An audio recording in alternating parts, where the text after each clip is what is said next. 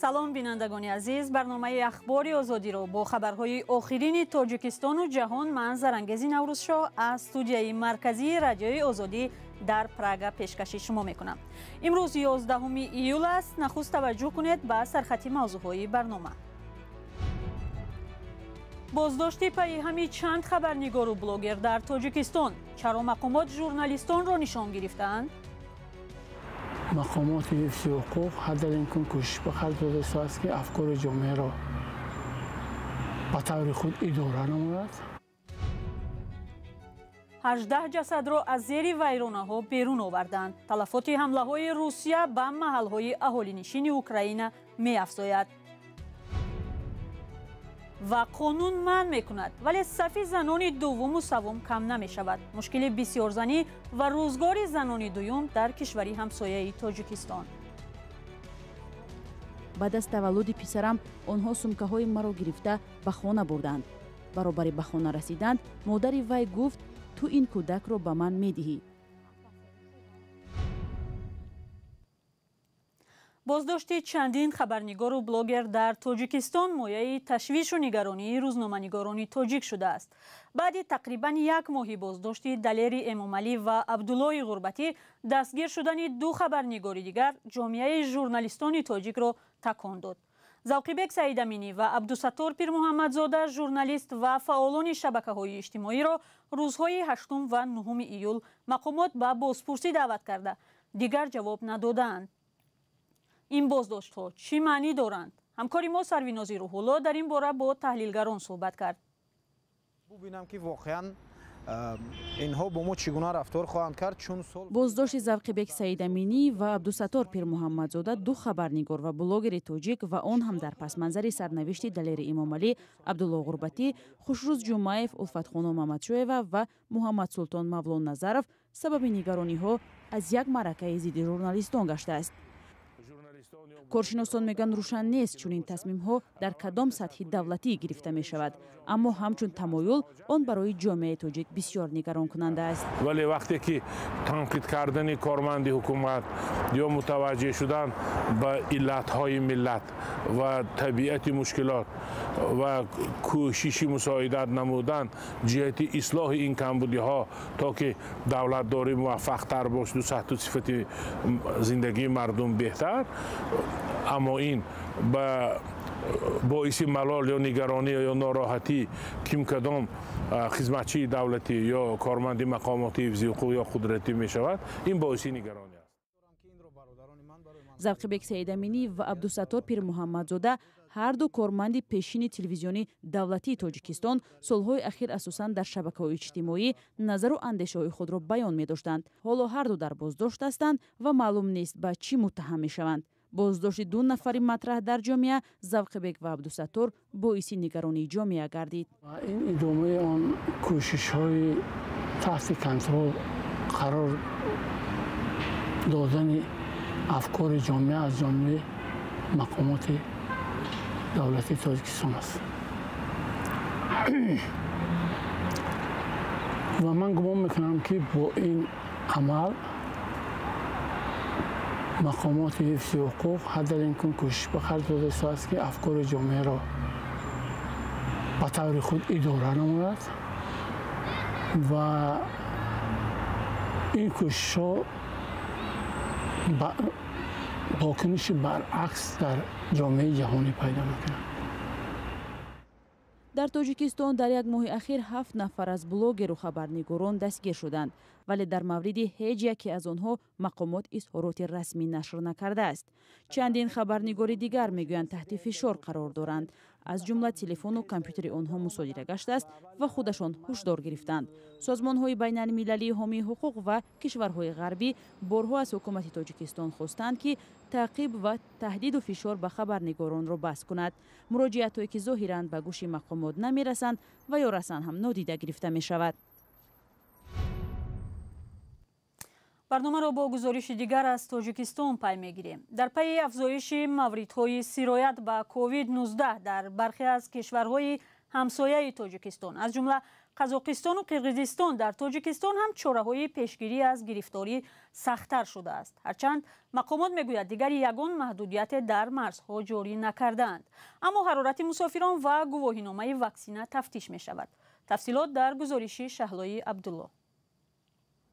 در پی به کشورهای همسایه دوباره پهن شدن کرونا مقامات تاجیک نظارت در فرودگاه و گذرگاه‌های مرزی را سخت‌تر کردند. این در حالی است که در تاجیکستان یگان حالت گرفتاری به کرونا به قید گرفته نشده است. مقامات میگویند در فرودگاه‌ها و سرحد یگان محدودیت جاری نکردند. در حالت سر زدن بیمار در دولت‌های همسایه ما زیاد شود، حتما از طرف وزارت تندرستی، از طرف خدمات نظارت دولت سنتری بیمارگی چاره‌های پیشگیری کننده را چخیل که در وقت پاندمی چاره‌ها ضد پیشگیری این بیماری پرزور کرده شده بودند، آن چاره‌ها را عملی می‌نماید. فعلا در فرودگاه و گذرگاه‌های زمینی حرارت مسافران سنجیده می شود و از مسافران گواهینامه واکسینه می پرسند. این چاره‌ها را بعضی از مسئولین به گرفتاری مردم کشورهای همسایه از جمله قزاقستان و قرقیزستان و ازبکستان شرح می‌دهند. در این کشورها هفته‌های اخیر کرونا ویروس نو دوباره ثبت شده است. اما در وزارت تندرستی تاجیکستان گفتند باری اخیر در کشور ماه فوریه 3 حالت سیرایت کرونا ویروس به قید گرفته شد. بعد آن هیچ حالت سیرایت شوی ثبت نشده است. حالا آزمایشگاه‌های وابسته به کوید با ریجه معمولی فعالیت دارند. айни замон муроҷиати беморон дар мо бениҳоят кам гашта, сатҳи беморӣ низ бениҳоят паст гаштааст. рӯз то рӯз шумораи супорандагон оид ба таҳлили намунаи COVID-19 паст буда, танҳо шахсоне ба мо муроҷиат мекунанд ки онҳо самти парвоз ба ягон минтақаҳои кишвар мераванд. مسئولین آزمایشگاه میگویند این روزها به در اکثر آزمایشگاه‌ها آنهایی میروند که به کشورهای دیگر سفر دارند. ساکن دوشنبه مهرالله کمالزاده یکی از آنهاست. او روزهای نزدیک به روسیه سفر دارد. جایی که چی کردن؟ بلیت گرفتن گفتن که مثلا کووید حد نیست، گرفتن در کار. برای همون اومدن که کووید نباشیم چی سپردیم آنالیز.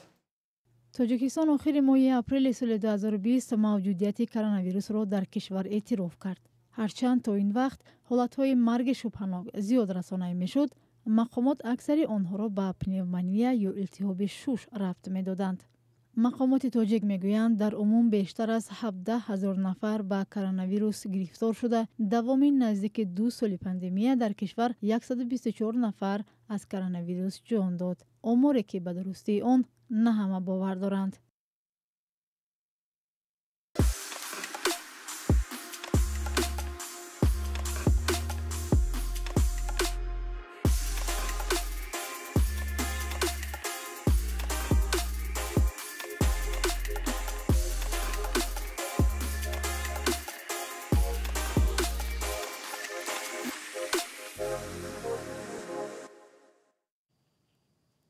نجاتبخشان اوکراینی جستجو را در ویرانه‌های یک بینای 5 طبقه استقامتی در ولایت دونیتسک ادامه می‌دهند که در نتیجه ضربه موشکی روسیه فرو رفت.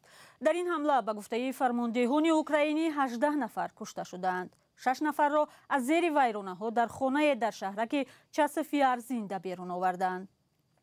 مقامات گفتند تا ساعت 8:45 امروز به وقت محلی 18 جسد پیدا کردند. آنها میگویند ممکن است 10 نفر دیگر زیر ویرانه‌ها مانده باشند. نیروهای روسیه پس از اشغال ولایت لوگانسک در شرق اوکراین حمله ها را به ولایت دونباس سخت‌تر کردند. پاولا کیریینکا رئیس ولایت دونیتسک در تلگرام گفت که پس از ضربه موشکی روسی اوراگان به بینای 5 طبقه 30 نفر زیر ویرانه‌ها ماندند. رئیس جمهور ولادیمیر زلنسکی گفته است حمله به چسفیار او را وادار کرد مسئله جنایت‌های جنگی را در دستور کاریش در هفته روان شامل کند. برنامه را ادامه می‌دهیم. در همه کشورهای آسیای مرکزی بسیارزنی یا پلیگامی را قانونمند می‌کند و رسما عباره زنی دوم وجود ندارد. اما با وجود پیشبینی شدن جزا برای چند همسری در این کشورها صف زن‌های به اصطلاح دوم و سوم کم نمی شود و مشکل آنها و فرزندانشان نیز سال تا سال می افزاید. قصه زندگی زنان دوم در زندگی زنان دوم در قرقیزستان سخت و سنگین است. نوریلا تورقلوی 38 ساله مادر 6 فرزند یکی از آنهاست. شوهر اولی او در روسیه زن گرفت و او را با 4 فرزند تنها ماند. با مشورت پیوندان او دوباره شوهر کرد و صاحب 2 طفل دیگر شد. ما رو با شوهرم همسر اولی او شناس کرد. وی گفت تولد کردن نمیتواند و برای شوهرش زن دوم جستجو دارد. آن زن گفت هدف اصلی آنها ادامه نسل شوهرش است. ما نکاح کردیم. یگان سند نبود. از ازدواج دوم هم نوریلا بخت نیافت. شوهرش با وجود وعده های فراوان او را نگاه و بین نمی کند و به خانه هم کم می آید. هرچند 2 فرزند دارند. در نیم سال یک بار به خانه آمده برای من 200 تا 300 سوم میداد. من در یک درمانگاه خصوصی کار کرده 15,000 سوم معاش می گرفتم و با این پول کودکانم را تامین می کردم. از شوهر دوم حالا تنها دخترش در تربیه نوریلا است. پسرش را شوهرش گرفته است.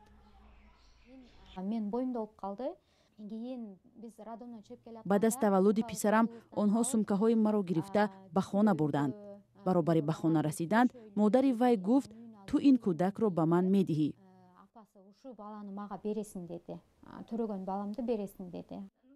حالا نوریلا میخواهد که پسرش را برگرداند ولی به مشکلی حقوقی روبرو شده است. پسر و دخترم باید یک جا کلان شوند. آنها نباید از هم جدا باشند.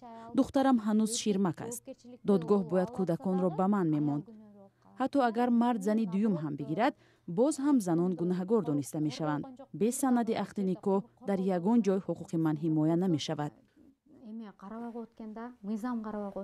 مردان دوزنه کوشش میکنند که رابطه هایشان آشکار نشود. چون این ازدواج ها می توانند سالها پنهان مانند، حتی از شخصان نزدیک مرد و زن هم. شوهر این زن ازدواج دومی خود را از خانواده و دوستانش پنهان می دارد. من فکر میکردم او به خویش و تبار و دوستانش میگوید، اما بعد از نکاح او وقتی آمد که من 5 ماهه حامله‌دار بودم و وقتی در کوچه شناسهایم را میدیدم شرم میداشتم. آنها میپرسیدند که تو شوهر کردی؟ این برای من یک ضربه بود. من دیگر به بیرون کم میبرآمدم. من نمیدونم حتی کی هستم، زنی دوم یا کی. زنان در قرقیزستان میخواهند که درباره حقوق خود بیشتر بدانند. آنها در این مسجد محلی جمع آمدند تا موضوع چند همسری را بررسی کنند. برای زنان یکم هم خبر اینکه شوهرانشان یک همسر دیگر دارند یک ضربه سخت است. یک پژوهش خبرنگاران رادیوی آزادی معین کرد که در 2 ماه تقریبا 130 نفر در شبکه‌های اجتماعی از بسیار زنی و آزار و اذیت زنان دوم شکایت کردند.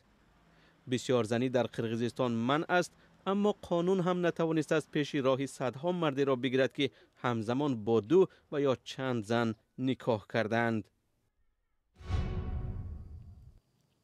سازمان بین المللی گنوسید واچ یا دیدبان نسل کشی در گزارش گفته است اقلیت پامیری در ولایت مختار کوهستان بدخشان با فشارهای افزاینده محاکمه و بازداشت از طرف مقامات تاجیکستان دچار شده است. در اظهارات سازمان به حادثه های مهمه اشاره کردند که بر اثر آن 10 نفر در روشان و خاروخ کشته و دستگیر شدند.